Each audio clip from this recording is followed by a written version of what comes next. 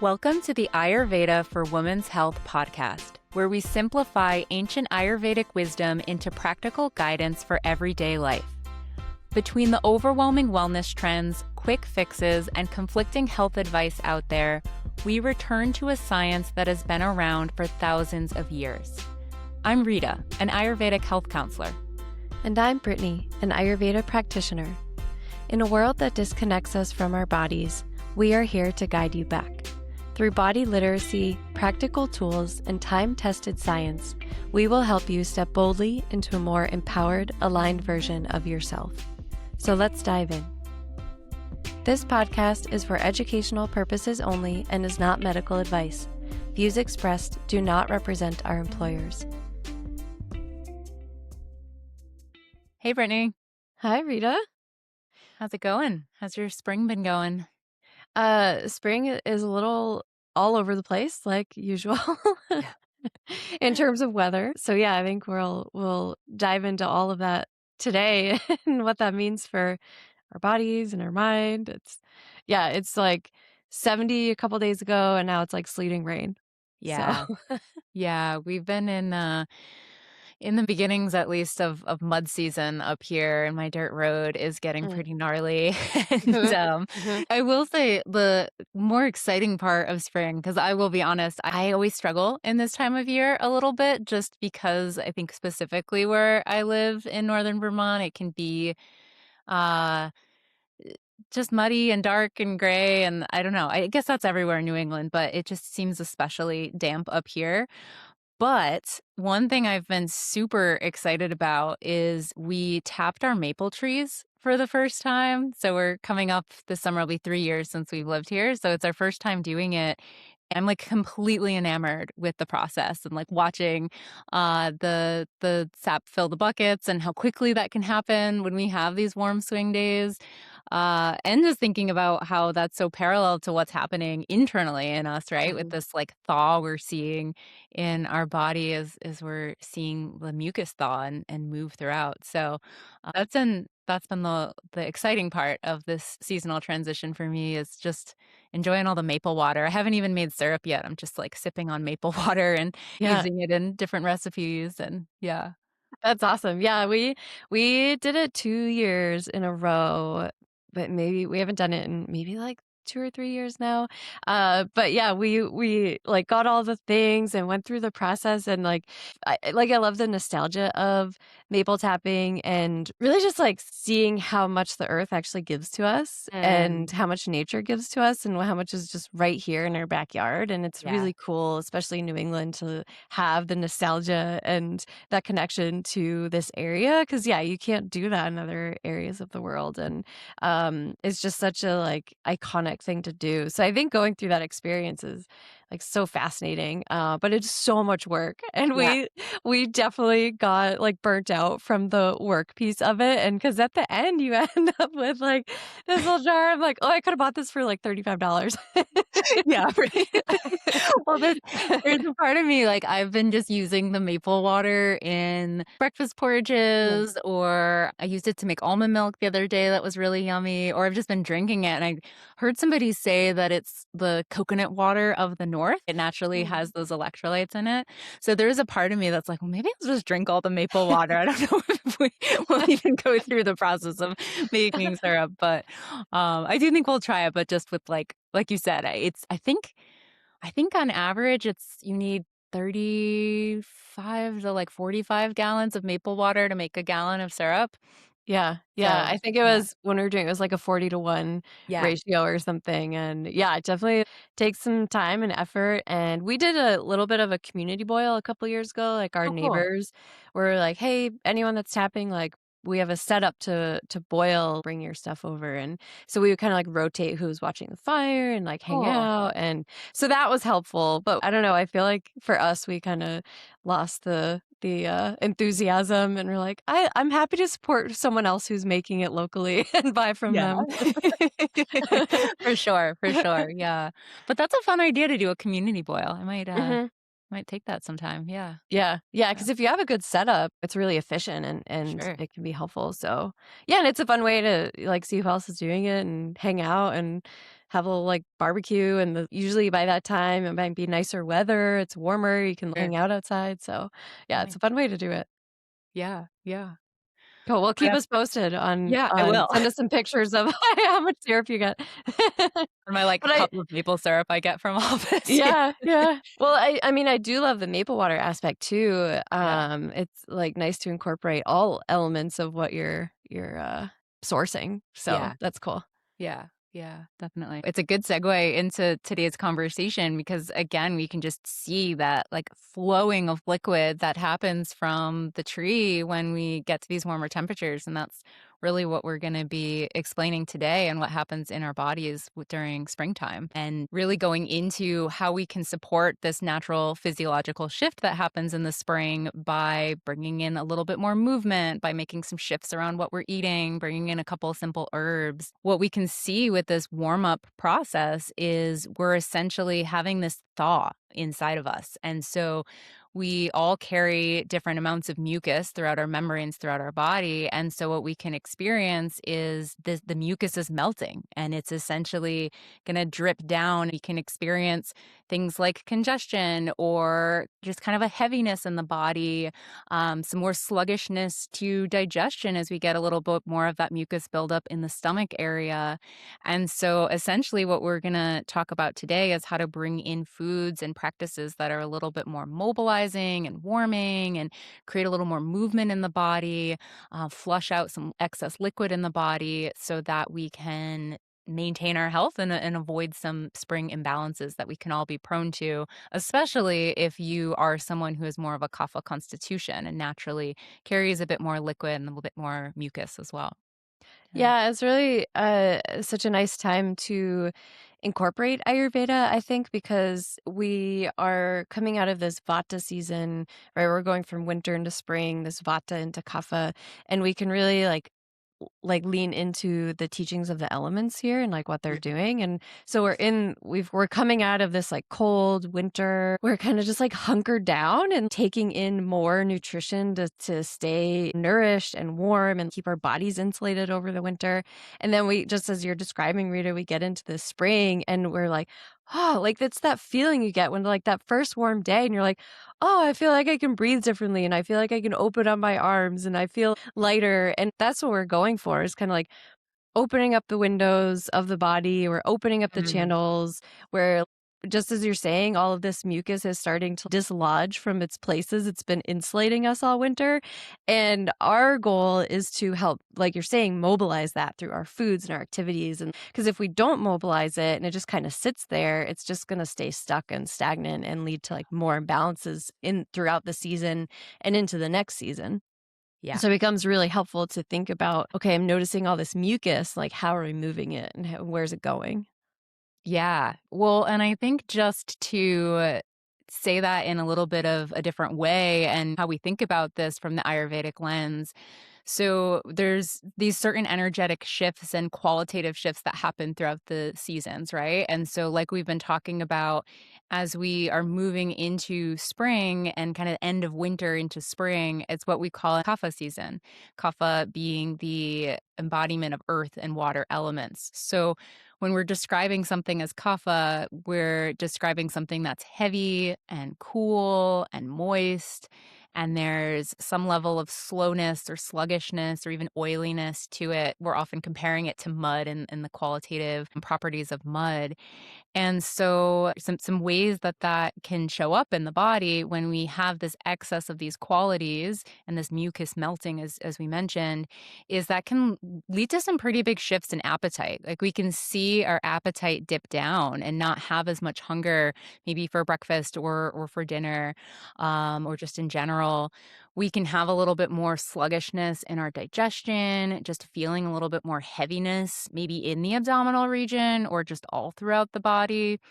And in our stools themselves, we can see some changes like a little bit more stickiness, a little bit more oiliness. You can just generally feel a little bit more foggy, a little bit more heavy. I think especially on the gray, rainy days, I think when the sun comes out, that's the mobilizing warmth that's going to help move that around and help us feel better. I mean, there's lots of reasons why the sun can make us feel better. But that's essentially what we're trying to do is bring in those qualities of the sun through our food and our movement practice and our herbs. So if we're experiencing a lot of kapha and all those things I mentioned, or congestion or weight gain or water retention, those are signs that we want to bring some of these shifts in, some of this like solar energy in, if you will. And even if you're not experiencing that, it still can be helpful from a proactive way to bring in some of these shifts to just naturally get into flow with what's happening all around us.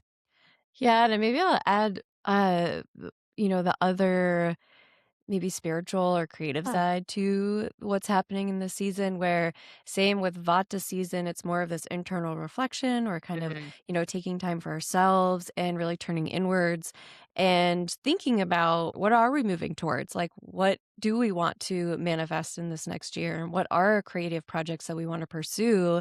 And then springtime comes around and this is the actual new year of the seasons. Yeah. And so it's different than the calendar new year. If we're looking at nature's new year, this is that time. This is that time where we're like coming out of our shells, we're taking action.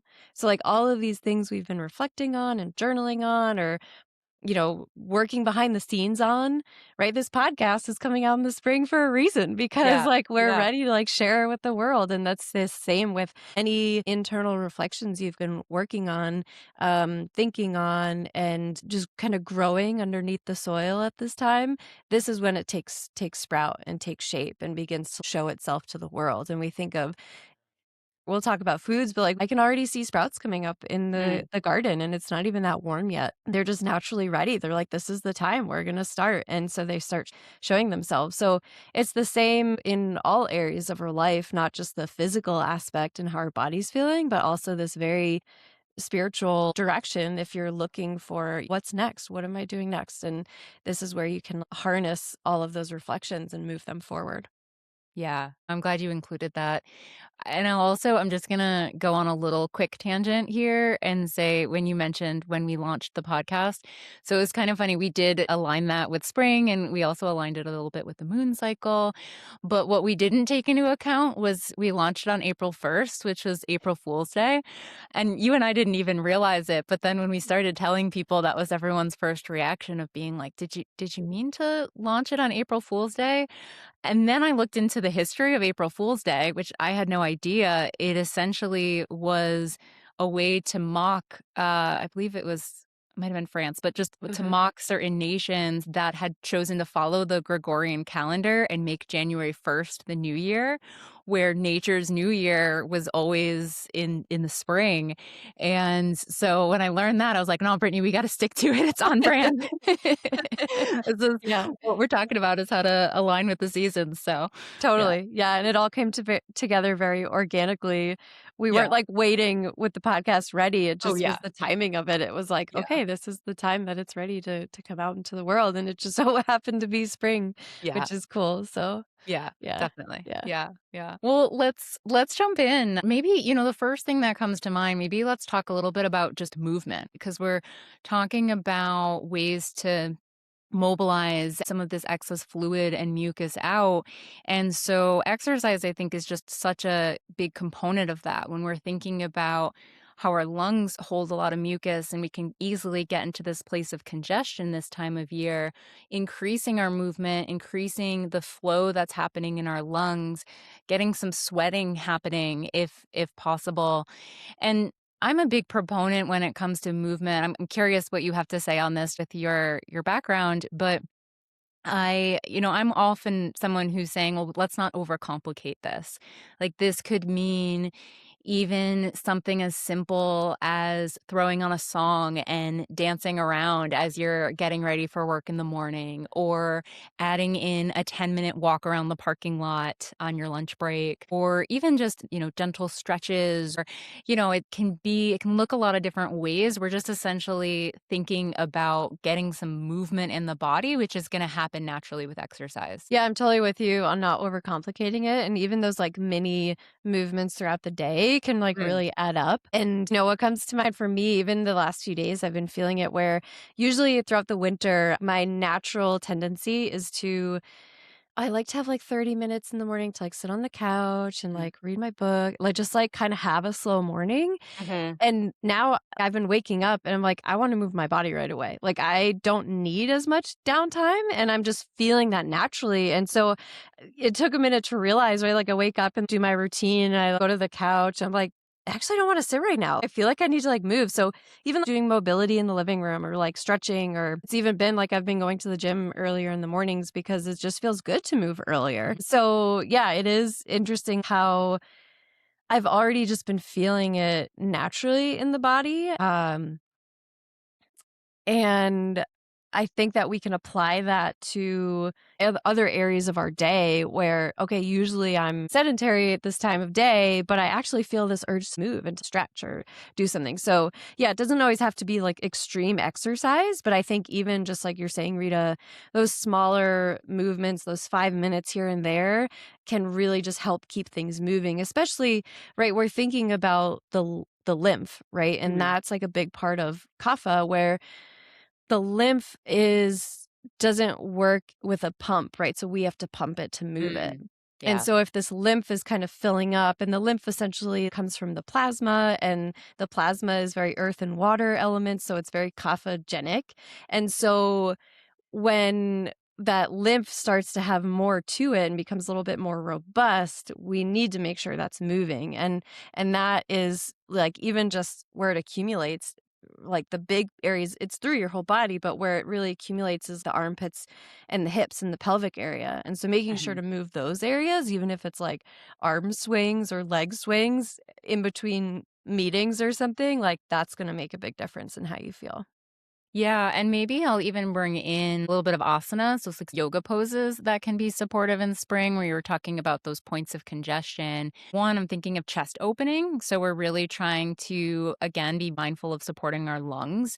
So even things like warrior poses can be really nice where we're working on that full opening of the chest or different twists, like spinal twists, like a reclined spinal twist where you can lay on the floor, bring your arms into a nice open T position. There's a few different variations, but letting the knees come over to one side. And that way you're getting that twist in the digestive organs where we know things can get a little sluggish. That can help move that along. Also, that nice wide chest opening.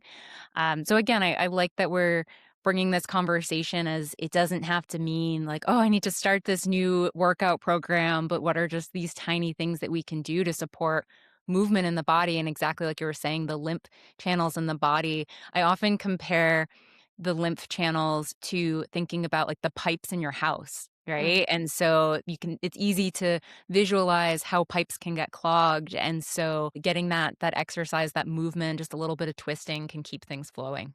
Yeah. Yeah, and maybe I'll add because I don't think we said this at the beginning, but kapha, the reason we focus on like the stomach and the lungs is because those are the home of kapha. So each dosha has its own in area of where it resides in the body, and for kapha, it's the stomach and the lungs. And even the lungs, my initial thought is like, what, the lungs? But then the lungs are actually like there's like fluid filled sacs in the lungs. So they're taking in oxygen, they're making these transformation with CO2, and it's a denser organ than we might initially think. Even because we Mhm. think of lungs, we just think of air, and air is very light, but the actual function of the lungs themselves has a lot of fluid in it. Like Rita, just as you're describing, even that stomach, why we might feel heavier in that area is because kapha is already very present in making up that organ. And so then we add in all this extra moisture in the environment. It's just going to be a bit heavier in those areas. So, yeah, as you're describing, like opening up the chest and like we're just opening up kapha, we're allowing more breathing. Even doing, breathing exercises can help Mm. move some of that, right? Just kind of like taking those deep breaths and like really moving the lungs around opens up the stomach and the rest of that area for more space. So, Yeah. Yeah, because you mentioned earlier, like, the lymph doesn't have its own pump, like, we have to move it with our exercise, and exactly as you said, the other way we can move it is through our breathing and through our diaphragm, right? And mm, doing diaphragmatic breathing, belly breathing can be a really great way to get our lymph flowing as well. Yeah. yeah, for Yeah. sure. Yeah. Yeah. Well, and just like we see these seasonal shifts throughout the year, and we'll see this like kapha energy in spring into pitta energy of summer, into vata energy of fall and winter, on a micro level, we can see those same shifts and that same cycle happen throughout the day. And so the kapha time of day between 6 a.m. and 10 a.m., and then again between 6 p.m. and 10 p.m., those are times when there's a little bit more of that kapha energy available to us. So we can think of it as a little bit more of a heavier, slower, stabler time. And so if you are able to move your body in those time periods, particularly like you said, that morning time can be really supportive to start the day that way. But for some people, it might be like an after work, getting that walk in, getting that movement in. That can be really supportive, especially if you are someone that's holding a lot of kapha in your constitution. Moving during those times a day can be a good way to keep kapha balanced. Yeah, and I'd say kinda aiming for that in the morning, like some kind of movement because essentially, that's the kapha time because there's more moisture in the environment at that time. Yeah. So we want to stimulate that and move it. Whereas if we have that slow morning or we're like really sedentary at that time, we can just feel heavier in our body. Yeah. And again, that's going to feel like the variation of that will feel different based on your constitution, where you live. Like there's always variation. But being mindful of how you feel at those different times of day can help inform how to move your body and in what way. Yeah, and there's other ways besides exercise too for how we can get some flow and some lymph movement in the body, or I could maybe say other ways in addition to exercise that we can get some flow. There's a practice in Ayurveda called Garshana, which essentially means friction massage. And so there's a few different ways we can do it. One simple way is through dry brushing. And you can get a specific body brush and do a dry brushing routine where you're doing these gentle strokes and that's supporting that lymphatic flow. That can be a nice thing to do again in that early time when you wake up before you take your morning shower, just to bring in that little bit of friction there. And I think as with all of these practices, we always want to think about it as related to your constitution. So, Brittany and I are actually talking a little bit about this offline, like abhyanga, this oil massage that we're always trying to convince everyone in the world to do because it's magical and wonderful and supports so many things. You know, this time of year, if you're feeling that heaviness, it might be a time to back off of that oil massage and just bring in the dry brushing, but it depends. I think if you're somebody who's having a lot of vata or some anxiety things going on, or lots of different symptoms that could come up in the body, that it's still going to benefit from getting that oil on. So in some cases it's really nice to combine the two, and you can do some dry brushing and follow it up with a little bit of oil, maybe even using a lighter oil like a sunflower oil. um, but in general, we typically are cutting back a bit on the oiling practices because oil is so heavy, unless you still need that in your body. And then, like I mentioned, sometimes we can combine the Garshana and the oiling, the friction and the oiling, and that can be really nice. Yeah. Yeah, the dry brushing always really impresses me when I when I do it. I can like my whole body feels very stimulated. Like I can Mm. feel things moving like underneath my skin in a very good way. Like it's like, wow, this is powerful. And we're just stimulating this sense organ, like, we're stimulating this huge sense organ, to get things moving and flowing, and it's, like, such a subtle but, like, powerful practice. And I have a couple clients right now who like to do the dry brushing and then the abhyanga afterwards, Mhm. and then a shower. One of the clients I'm working with, we're focusing on some detoxification Mhm. to, like, address some stuckness and some heaviness in their body.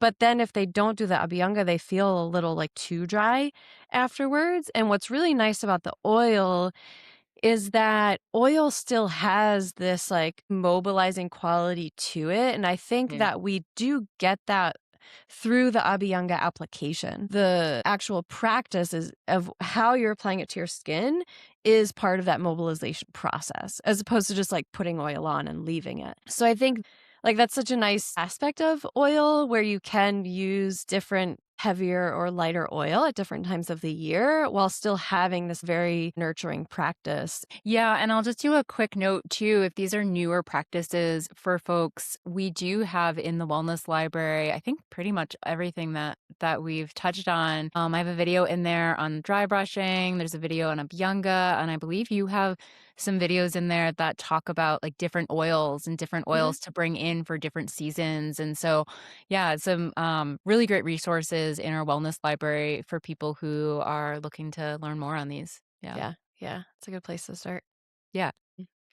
Well, another practice that comes to mind is sauna. And I know you and I have talked a lot about saunas on some prior episodes because it's something, like all of these practices, but especially in something like sauna, it's something to be used as medicine. And so we've talked a bit in the past about how people can overuse saunas. But this time of year, when we're trying to dry and mobilize, this can be a good time to bring in a little bit of sauna, depending on your constitution. But in smaller quantities, it can be really supportive, especially if we're trying to work on, like you said, that detoxification that we're trying to do this time of year. Yeah, and this is like I think this is such a big topic just because it is so like culturally normalized in a non-medicinal way. Hmm. So this is the only time of year that I am recommending sauna. And we say a short duration, like we're meeting like 5, 10, 15 minutes. Like it's not these like leisurely hangout, like that just leads to depletion. So when we talk about these therapies, there is a rhyme and reason to them and how they're applied to your constitution. And that is where working with a practitioner or working with someone one-on-one to determine what that healthy amount is for your body and for your constitution and for your current imbalances if you're looking to address something. So just highlighting that. And I'll give an example because this was like very eye-opening for me. I think this was last year. So I did a sauna session, felt great. It was the springtime. I felt great. It was like 20 minutes. My skin was glowing. I felt awesome. I felt refreshed. And then that same week, I did a second sauna session and I had constipation. I had dry Mm. skin. I completely overdid it just with 2 sessions. Yeah. And I think that is just, it's the fascinating part of this medicine. And I think it's so overlooked in the subtlety where I didn't need a second session, right? That first session was like plenty. And we're just like not in this culture, like, right? We live in a culture where like, we have a beer and it's 16 ounces. Like we only buy it in Mm. tall boys now, right? Like everything is so extreme. And I think that we're up against this culture where everything is extreme. We need to remember what's supportive for me and my body and my constitution.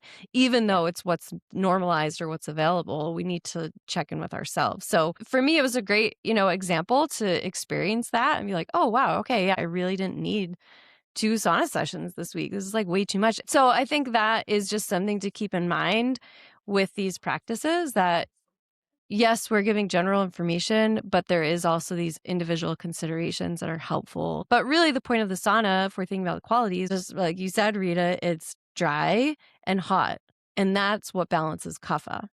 Hmm. So getting that moving, like opening the channels, getting things moving, sweating a little bit, that's a great way to move some kapha. Yeah, definitely. Well, and one other practice that comes to mind, which I know people love it or hate it, I think there's no middle ground on this one, is the neti pot. So I've I'm curious, actually never done it. have you never done a neti pot? Never, ever. Oh, wow. Um, yeah, well, let me go I'm deep. excited to hear, yeah, Yeah, what you have to say. yeah. It's really interesting. I actually just uploaded a video on this to the wellness library, so I won't let myself get to that level of detail because I could talk a lot about this. But essentially, you can think of the neti pot is it's a way to flush out your sinuses and clean out your sinuses. And so it originates in Ayurveda. That's where neti pots come from. But nowadays, you can get in the drugstore, they call it nasal lavage. And I think they still use the word neti, but it's like a little plastic squeeze bottle that you can use instead. Or they also make these pretty intense looking machines that I don't know a lot about, but they like actually pump fluid through Oh your God, nasal passage. But sounds um intense. yeah, it sounds very intense. But what a neti pot is, it's essentially a little porcelain teapot that you would use. You would put some warm water mixed with salt, and then you would tilt your head over the sink and flush out one passage, and then you would do the other passage. And it can be really supportive when we're in a place where there is this buildup of like debris, or if we just think about all the pollution that we're breathing in. And it can be really helpful. It's a way to really clean that out. And so many people get congested this time of year going into the spring. And then what they end up doing is they bring in antihistamines and they're trying to dry out that congestion, and that it'll work, it'll do it. But then the antihistamines will just sort of dry things out further. And the root cause of the congestion in the first place, that inflamed tissue, is then going to trigger the body to create more mucus. Because that is one thing that I could think of a few different examples. Like even people who are having acid reflux, they tend to also have postnasal drip because the body is like, these tissues are inflamed. I'm going to create more mucus to coat those inflamed tissues. And so, what we can do with a neti pot really proactively before we're having and avoiding these congestion issues is we can clean out the sinuses and then bring in a practice called nasya, where we bring in a couple drops of an herbal oil and soothe the nasal passages. So, we're like cleaning out the debris and the pollution and the pathogens and all of that, and then soothing it with that herbal oil. And it's not something we want to do either of those when we're actively congested. It's more if you know that you're someone that's prone to that, we can bring in these practices ahead of time and try to stop that cycle. Because I think that's what ends up happening is it's like the tissues are inflamed, the mucus comes out to coat the tissues. We take the antihistamine that dries it out, but then the tissues are still inflamed, so the mucus is going to come right back. Whereas bringing in the neti pot and the nasya can really break that cycle. So Yeah, that's really helpful explanation because I think this also highlights how different doshas can be present with different imbalances, but really the mm, way you're describing it is this root cause of inflammation. yeah. But what we're seeing and what we're dealing with is that mucus built, that dripping, that excess mucus. We're trying to so we want to look at the root cause always. And that's where I think this is such a great example of how you're seeing both pitta, the inflammation, and kapha, the mucus. Mhm. But if we address the inflammation first, we're going to get rid of that mucus because the mucus, is just like you're describing, is trying to take care of that inflammation or address the inflammation and soothe it. So if we Yeah. soothe the inflammation, we'll take care of the mucus. Yeah. Yeah. Yeah, and I will just say, like, I've heard a lot of Ayurvedic practitioners say, like, "Oh, the neti pot's not that bad." I actually am gonna be honest with you. I think it's a horrible experience. As someone who does it, I do it more seasonally, but it's weird.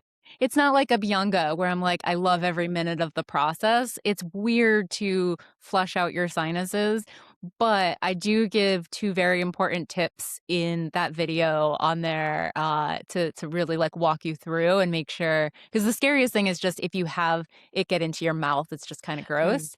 But if you learn the way to do it in the process, it's not enjoyable, but it's not horrible, and it's really effective. And I've worked with people who have struggled with congestion for years and years, or seasonal allergies for years and years, and immediately are like, "Oh, well, that's so worth it." Like, I can, not enjoy that 5 minutes and then be able to breathe through my nose. mm.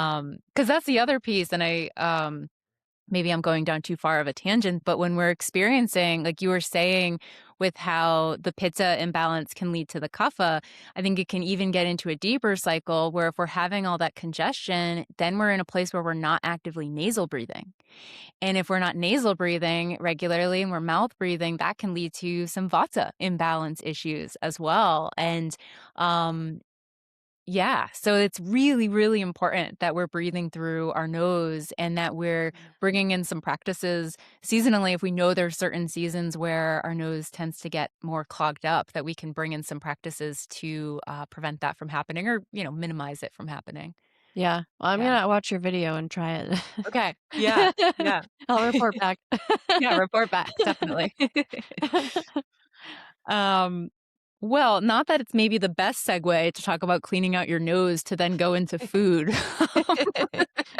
But Maybe on that, I'll share also in the wellness library, I do have a video on using a ginger paste topically to help with oh, the sinuses. I did have a client who recently did this and I was like, how did it go? Like, how was your experience? She's like, it was so cool. It like totally just got things moving and flushed things out as soon as, like within a few minutes of having the ginger on. So I mm, have a video in there on how to do it, but thinking in this season, and well, maybe this is our segue into foods, right? Like ginger is warming and mm, stimulating.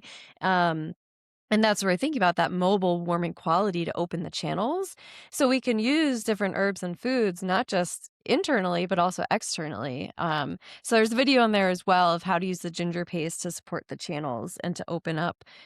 Even if you're having like a lot of pressure in the head and just wanting to mm. get things moving, that can be a helpful way. And there's some nuance to it. So watch the video because like for me, even when I was doing the video, I did like a little patch test on my hand and it was so warm. It was like so Mm. warm within 30 seconds and I have very pitta skin, so I like can't leave it on very long or else it would just get too hot.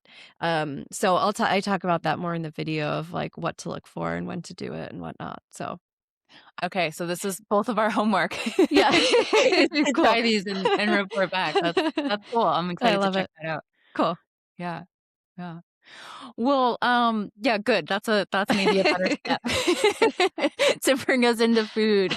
And yeah, I think it just again these same properties that we've been talking about, this mobilizing, this drying, this heating, that's what we want to think about in terms of bringing in foods that embody those properties. And so in Ayurveda, we would say we want to bring in more pungent, bitter, and astringent tastes. And sometimes I think it can get a little confusing of like, what do those words mean and what foods come into play?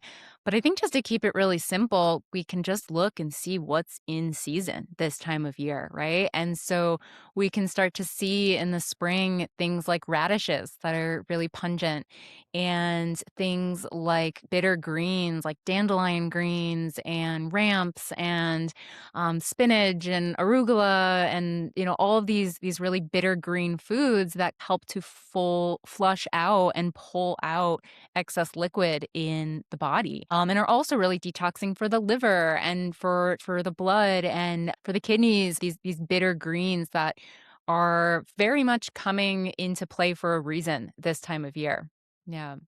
Yeah, and maybe we'll have to do a different episode on like the different tastes and Mm, go into detail on that because I do think it is helpful. But it can get a little more nuanced. But essentially, yeah, we're still thinking of like what tastes are kind of sharp. And if you think about like if you bite into arugula and you mm, crunch on that, it's like, ooh, this is like that like really like has a bite to it, right? And that's kind of what we're going for. And yeah, and if we're thinking like those bitter tastes, are bitter is actually cooling, and but mhm, it has that sharpness to it. It's going to help support the liver. And right now we're just like we're saying, we're in this time of natural detoxification as a part of moving some of that mucus out of the body. And when we think about detoxification, we always have to think about supporting the liver. And so it is really fascinating to see, well, yeah, like what even are we seeing outside right now, like pop up? And yeah, we're seeing those initial like sprouts, those springy type greens that are coming, and that is supporting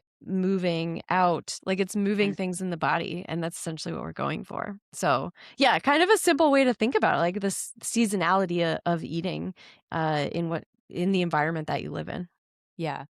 Yeah, and that's always something that I'm trying to promote is if you do live somewhere where you can get something from CSA or directly from your farmer um or even just like going out in your backyard, right? Like you can pick some dandelion greens and cut some of them up and put them in your eggs or put them in your soup or put them in your stir fry. Dandelions, that's always something that I can talk about for hours, as weird as that sounds, because we often talk in herbalism worlds that we sort of have these like gateway herbs or these gateway plants that bring you in. And for me, actually, dandelion was one of them because I grew up like many people thinking of them as these pesky weeds that we want to pluck or spray or get rid of. And then come to find out they're incredibly medicinal. And for all of these things that you just mentioned, the liver cleansing and flushing out liquid, but also even just from a nutrient standpoint, they're very rich in nutrients as well. And so, yeah, just getting out in your backyard and grabbing a couple of the flowers and bringing those into your tea or something of that nature. They're very bitter, so it might be a little bit of an intense taste, but it can be a great way to just connect with your land and in a really simple way. Yeah, yeah, go slow whenever you're trying something Yeah, for something sure, new. yeah. Yeah, I definitely went out and picked all of the dandelions and was, like, so excited to cook with them and use them in teas and then took a sip and I was like, "Ooh, okay, Yeah, we're gonna do smaller amounts here." For yeah, sure. it's a good way to learn. Yeah, yeah, good way to learn, yeah, yeah. But anyway, thinking about other foods here, this is also could be a great time to bring in more legumes and beans. And thinking of those as being astringent, like they're pulling out moisture from the body, as well as you can think of certain grains that are lighter and drier, like quinoa or millet or barley, buckwheat, um, even, basmati rice. But again, it's always coming to your constitution and coming to what works for your body. I actually had a client who has a lot of vata and has been really excited about Kapha season and just eating seasonally and brought in a ton of these, what we think of as Kapha balancing foods, and it ended up being constipating for her. So it's always, we want to do things gradually, and it's always something where we want to be doing little bits and then reflecting. But I think with the bitter greens and the lighter grains and the legumes and the beans that kind of pull things out, bringing those in moderation and seeing how that feels can be really supportive. Yeah, and I think it's a good point, like, not just overhauling your kitchen right away, especially in this season where it's still like I was saying earlier, it was, like, almost 70 degrees 2 days ago, and now it's, like, 35 and sleeting. So Mhm. it's just it kind of has that variation, so if we, like, just completely changed our diet and, like, did, like, a black and white swap of winter to spring, we need that overlap so we don't have that pendulum swing. Yeah. And so we have that middle ground to, like, transition in a way that feels supportive based on your Yeah. constitution. Yeah, and I think even with that, like, pendulum swing that you mentioned, I think anytime we're in that time of a seasonal transition where it's back and forth, it's a time that we wanna simplify too, because it's just really easy for our body to get imbalanced when we're experiencing those swings. So, I mean, maybe that's a good segue too to even just think about this time of year, anytime we have that big seasonal swing, we want to simplify and possibly lighten meals a little bit too. So by lightening, I think of maybe a soup that you usually make that you usually put in lots of grains or nuts or avocado and kind of these like nutrient rich foods. This might be a time to do like a lighter, brothier soup. And I think Ayurveda is really coming at it from the standpoint of like, yes, we want to prioritize nutrient dense foods, but we want to do it in a way where we can digest them. And I think so often you and I have talked about this a lot. We'll see clients who come to us who are trying to get in all the protein or all the fat or all the whatever, micronutrient it is. And really, if we're not tuning into digestion, then we can just bog ourselves down and add to our problems. And so spring and the seasonal transition is just such an important time to tune into what your hunger levels are and eating to your hunger and not just getting into a habit of like, I eat this every day because this is what I eat. Yeah, it's such a good point, and maybe just I'll add to it going back to the stomach, right? And just Mm. going back to how your stomach is feeling and how you are digesting. And if you're not if digestion is off for whatever reason, if it's feeling heavier, but you are trying to just get those numbers in of calories or macronutrients or whatever it is, you're going to just create more imbalance in the system and it's going to Yeah. be harder to course correct. So, taking a day to reassess, to have some, just like you're saying, more brothy foods, some lighter foods, ease up that heaviness in the body is not going to be detrimental to, calorie needs over time. So I Yeah. think that the important piece, and I've worked with athletes in this sense where I think there is very much this mindset of I need to get in X number of things per day, per meal, per workout. And it's a hard shift because we're in very much in that cultural norm of like that's what's expected, especially if you have these fitness levels. But again, it's very individualized and we need to look at if you can't digest it, right, then it's not the nutrition's not actually helping you anyways. So we need to start with digestion. Yeah, and, I guess to get granular again with it, when we think about these nutrient-dense foods, I think a lot about nuts, right? And so nuts can be so supportive throughout the winter time because 'cause they're kinda oily and heavy, and if we think about the different harvests, right? When we harvest in the fall is what we can then prepare and eat in the winter, thinking back to older times. And so nuts were such a big part of that is to have that like heaviness and that oiliness. But then as we're moving into spring, that can be a little too heavy, a little too oily. And so I think a way to still be getting that nutrition in, but be able to digest it is transitioning to more seeds and seeds can be a little bit lighter and even some in some cases that can still be too heavy or too oily, but bringing in some more pumpkin seeds or sunflower seeds can be more supportive and making that swap there. Yeah, I'm really glad you brought that in because we'll have to do an episode on this whole like the seasonal eating aspect too. But yeah, we're Yeah. coming out of winter where we've eaten everything that we've foraged, right? In the Mhm. fall, right? So the fall is that foraging time, like harvesting things like nuts because they last, like those root vegetables, they last through the winter. And now Yeah. we're coming into like, well, what's fresh? What's available? Like what the body is going into this place of letting go and eating fresher foods and foods that are more readily available and not the ones that have been, like, harvested and squirreled away. Yeah. Yeah. It's Yeah, cool. exactly. Yeah. Well, and the other food that gets a nice shout out in spring is honey. What's interesting in how Ayurveda looks at honey is that it's astringent. And so even though it tastes sweet, it has these astringent qualities in the body. And so it can actually support pulling out some of that mucus and with moderation as with all things, but it can be a nice time to bring in a little bit of honey if you are having those sweet cravings when the time when we're trying to cut back a little bit on like the heavy sugary sweets. A little bit of honey can actually be quite supportive for the body. Yeah. Yeah. Yeah, it's a great time of year for it, Yeah. and that is something, like, even if with exercise right now, if I'm looking towards electrolytes, I will Mm. switch up, like, when I'm using maple syrup and when I'm using honey at different times Mhm. of year because one is sweet and cooling and one is sweet and heating, so they have different energies to kinda play with, so, yeah. Yeah, it's Yeah. a great one to add, and also have to add the caveat to never heat your honey. Mm.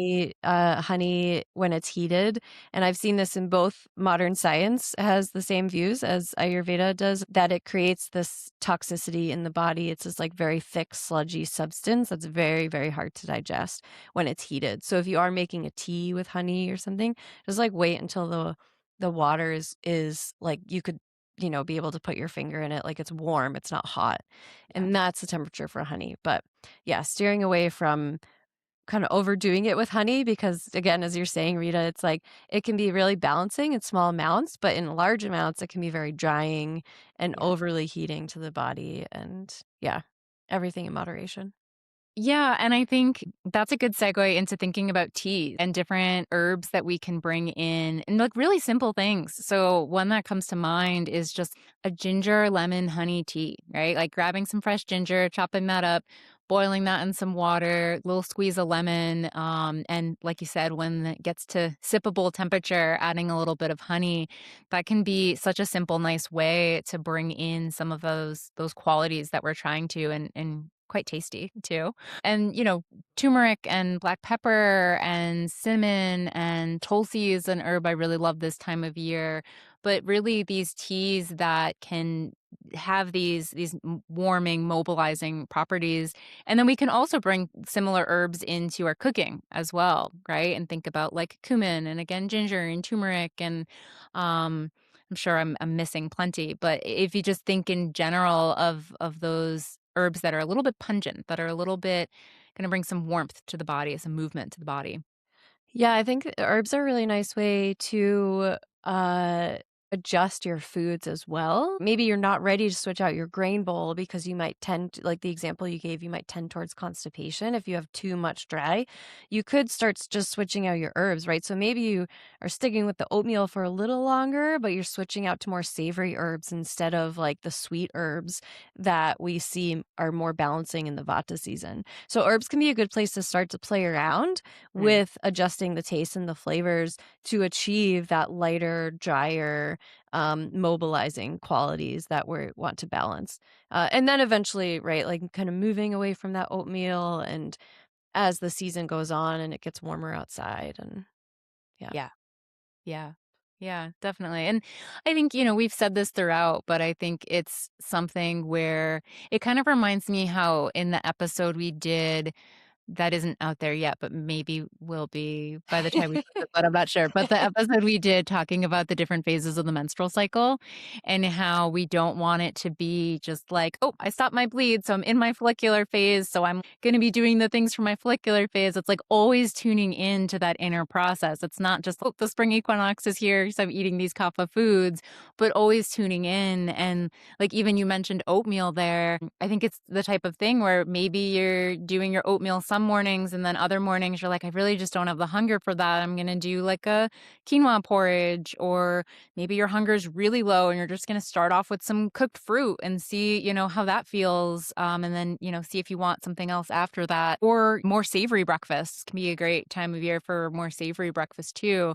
But just as much as we can, tuning into what's coming up in your body. And that's always going to be the driver, hopefully and ideally, in the choices that we're making across the board: food, herbs, exercise.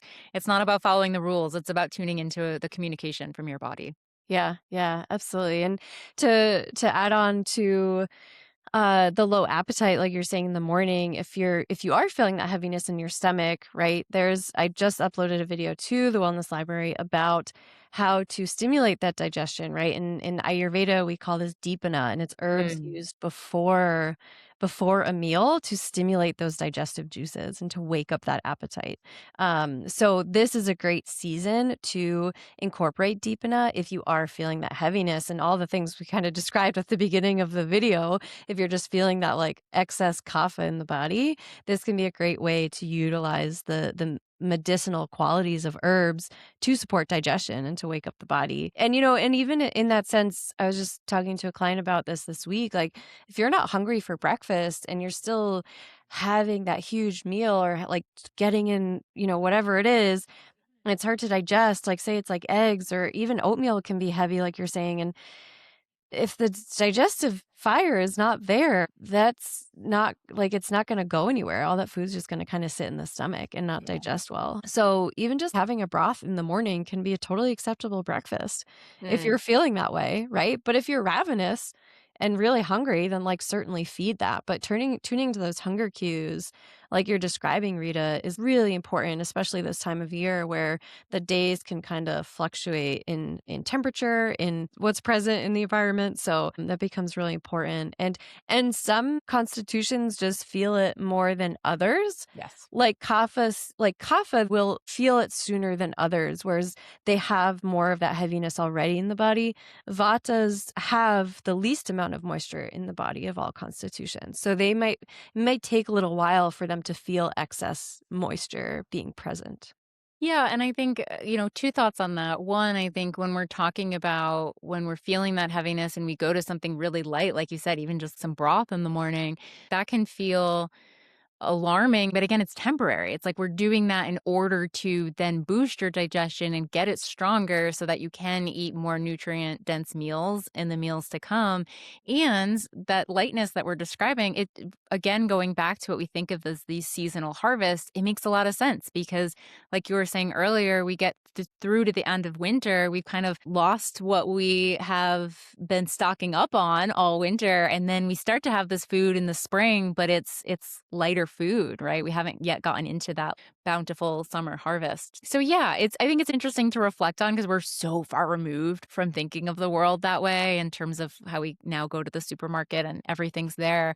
But thinking about how rapid those changes happened in our society as compared to like how our body has actually adapted, and to what's going on all around us in all throughout nature. Yeah. Yeah. Nature always has the answer. We just have to Yes. pay attention. Yeah. Yeah. Well, and one thing maybe I'll just mention a little bit too here. It can be a common practice in Ayurvedic medicine to do an actual digestive reset or an actual cleanse of sorts where we're eating really simple, easy to digest foods and bringing in a lot of these foods that are having this certain medicinal property and having this certain effect in the body and bringing in certain teas and doing that for even like a couple days to a couple weeks.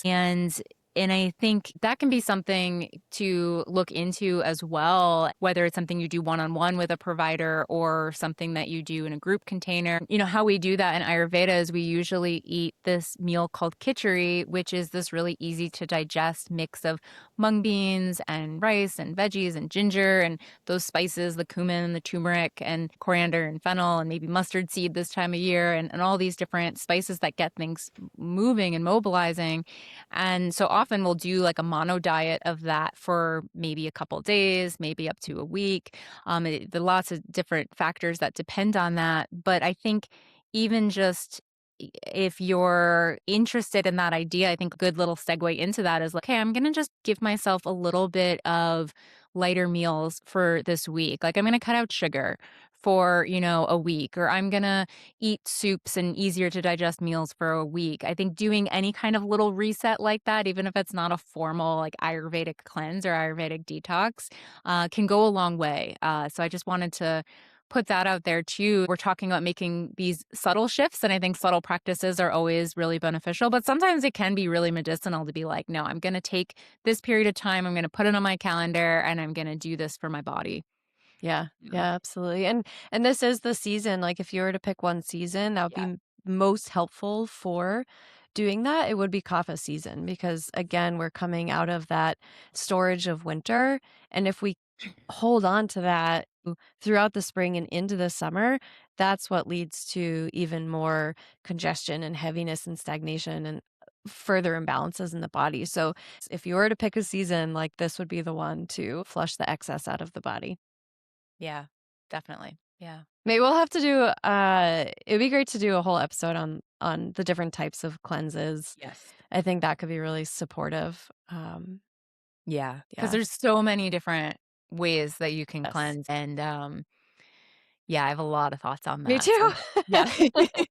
Yeah, Okay. I've just like already Okay. seen so many stories and like yeah, just like seen so many experiences from people getting the wrong information of how Yeah. to do it and it's just Mhm. like so harmful Yes. to people's health that Yes. I would like to clarify Yeah, what's best. for So sure. For sure. Yeah. yeah. Well, I think this is a great conversation, great Yeah. kickoff to Kappa season. And yeah, I think maybe just high level, keep things moving, move your body, keep things light and dry and mobilized. And it doesn't have to be a huge overhaul, but just the subtle things, simple morning practice, evening practice before bed, middle of the day, just incorporate the small pieces here and there and have fun with it, right? This is the season of feeling fresh and feeling light.